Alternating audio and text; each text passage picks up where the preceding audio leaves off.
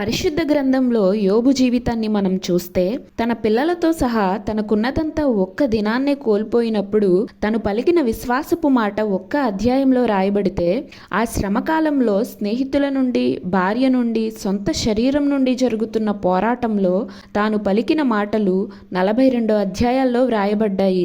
ఈ 42 అధ్యాయాల్లో కూడా యోబు తాను ఎదుర్కొన్న శ్రమల వలన దేవునికి విరోధంగా ఒక్క మాట అయినా పలుకకపోగా దేవుని కోసం తాను కలిగి ఉన్న సమర్పణను గూర్చి ఇలా చెప్తాడు. ఇదిగో ఆయన నన్ను చంపినను నేను ఆయన కొరకు కనిపెట్టుచున్నాను, ఆయన సన్నిధిని నా ప్రవర్తన న్యాయమని రుజువుపరుతును. ప్రియ నేస్తమా, మొదటిలో మనకున్న విశ్వాసం చివరి వరకు కొనసాగాలంటే, మన విశ్వాసాన్ని అంతం వరకు కాపాడుకోవాలంటే యోబుకున్న ఇలాంటి సమర్పణ మనకు చాలా అవసరం. అప్పుడే ఎన్ని విశ్వాస పరీక్షలు మన జీవితంలో ఎదురైనా అన్నిటిలోనూ విజయాన్ని చూడగలం.